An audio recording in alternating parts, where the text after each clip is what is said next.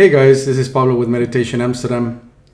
In today's video, I want to share a common mistake that people make when they are dealing with overthinking, anxiety, and negative emotions, which often leads to staying stuck in those very uncomfortable states of mind. And what I want to provide in this video is a rather clear analogy in why this is the case, and provide an alternative way of dealing with this so that you can more effectively resolve the source of overthinking, anxiety, and negative emotions. Now, the short version of the solution is the notion that overthinking, anxiety, negative emotions are like an alert system. So imagine that you own, say, a warehouse, and the alarm goes off. Yep. And what most people would do if the alarm in a warehouse went off is start looking for signs of danger, signs of break-in. You would start looking for the burglar that triggered the alarm. What we normally do instead, when our mind is uncultivated and we don't know how to point our attention in the correct way, is we get hypnotized by the alarm itself, and we start to try to find the solution to the discomfort that the alarm is making in the mechanism of the alarm, as opposed to looking for the thief that triggered it. Okay, so that's the short explanation and the short form of the analogy that I wanted to share. Now, before I continue with expanding on this a little bit more, I want to make the caveat that what I'm offering here is not a palliative. This is not meant to soothe your state of mind in the short term so that you can dispense with the negative affects that are coming up. It is rather a systematic way that over time will target the root cause of why overthinking is arising, why negative emotions are arising, why anxiety is arising. Okay, so if you are looking for fast and easy 30-second quote-unquote solutions to anxiety, that's definitely not what's on offer here, because anxiety is an alarm system or an alert that something is afoot. Okay,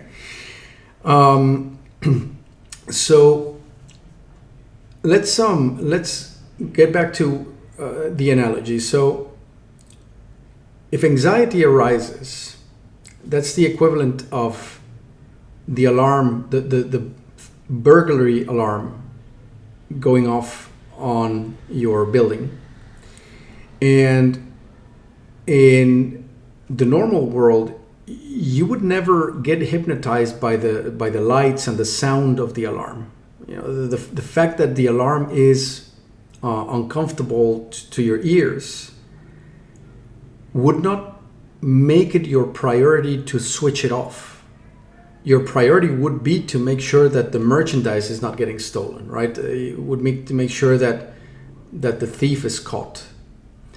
And when it comes to our nervous system, as anxiety or overthinking or these negative affects arise, we find them so uncomfortable.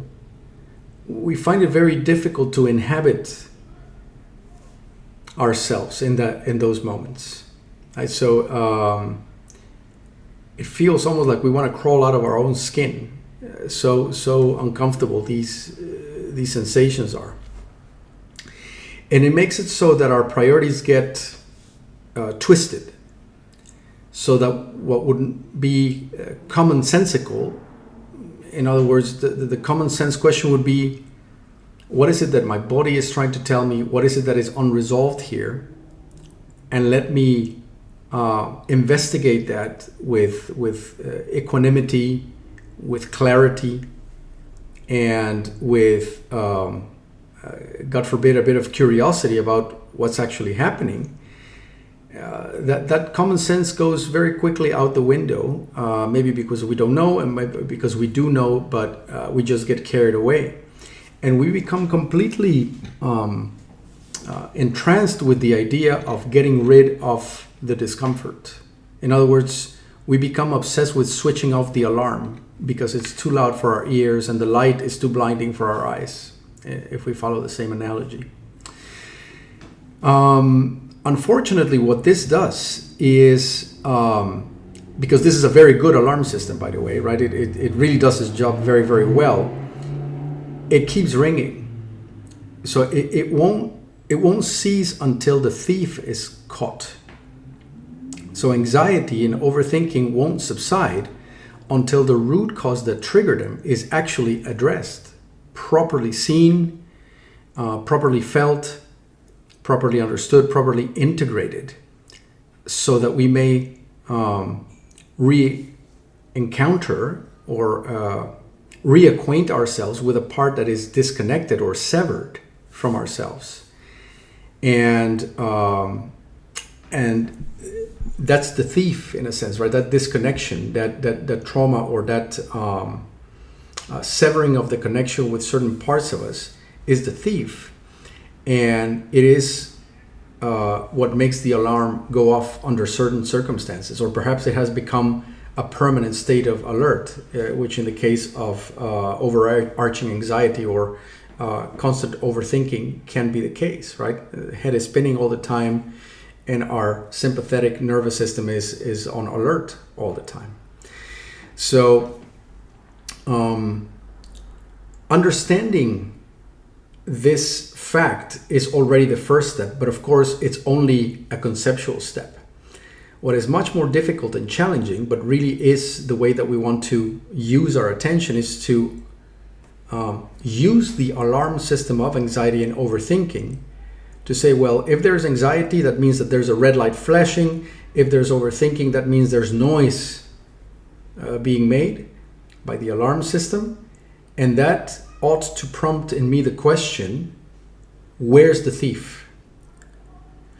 And that will, then an exploration will ensue, right? So we will start to point our attention towards, what is it about this situation or this memory or the current interaction that I'm having or the interaction that I just had which triggered the alarm to go off? That means there's a thief in the building, aka there's a disconnection with myself, and it feels like something that I dare not normally feel, but this interaction or this memory has triggered the alarm so that disconnect has become much more overt. It has become visible to me. Something which is typically unconscious, something which is typically floating around in the back of my mind, out of view, potentially completely out of view, totally repressed, potentially partially in view, but which I keep suppressing through substances or distractions or things of that kind, has now come into full view. It has crossed the threshold of perception from the unconscious to the conscious. That's a gift. And it's equally interesting that we hate the messenger. We hate the alarm system. We truly despise our anxiety, when in reality, it is a form of grace, which is handing us healing in a silver platter if we only know how to use it. If we know how to use the alarm system to then make a quest to find the thief within, which is this disconnection with something that needs to be felt. Does knowing this information make the process more easy to understand? Yes. Does it simplify it? Yes. Does it make it easier? Absolutely no. In fact, as we start to dance with discomfort, we enter into a very challenging reacquainting ourselves with our own shadow, our own negative feelings, the negativity that we have disowned for survival reasons, for functional reasons. And that reacquaintance I often equate to the process of a rocket re-entering Earth. So the process of re-entry, if you've ever seen the movies or how they depict coming from space into the atmosphere, the speed at which the rocket enters creates an enormous amount of friction with the air in the atmosphere. So there's a huge amount of heat generated, and that's why the space shuttles have these sort of ceramic panels to overcome the heat of re-entry. So re-entering into our somatics and re-entering into parts that we abandon creates an enormous amount of uncomfort and heat.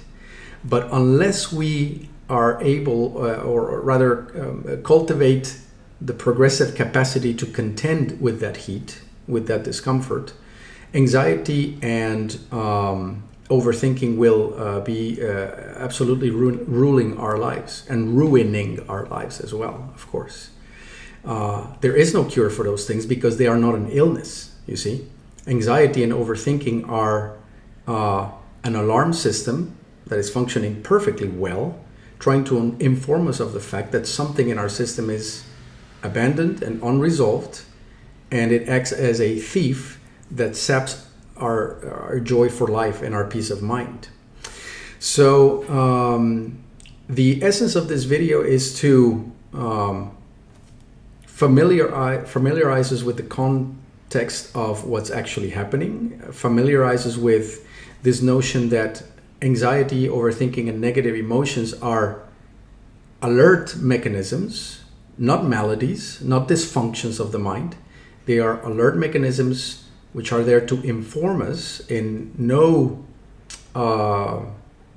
subtle way that something fundamental is amiss, and we ought to use our attention to allow these affects to play out and investigate what is it about a certain situation that really holds the core disconnection. And that core disconnection could take the flavor of fear of abandonment, for example, or fear of not being seen, fear of being exposed to shameful situations, things of that kind, right? So very, very primal kind of things are at the root of the kind of hang-ups that we have and the way in which they express themselves through anxiety and overthinking. So the key message of the video is to remind us of that fact, to remind us not to chase the alarm system and not to focus our attention on shutting off the alarm, but rather on trying to find the thief. Once the thief is found, the alarm shuts off automatically. It's an incredibly intelligent system that is looking out for us in a very interesting kind of way. And knowing how to use it for our advantage can propel a great amount of growth and healing in our journey. So that is the essence of today's video, and I am, as usual, very curious to hear what you guys make of the video. As ever, if you find this content handy, you think other people can benefit from it, then you're liking, you're sharing, and subscribing is really appreciated.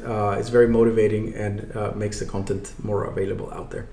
I'll be back with more pretty soon. Cheerio. Thanks for listening. Bye-bye.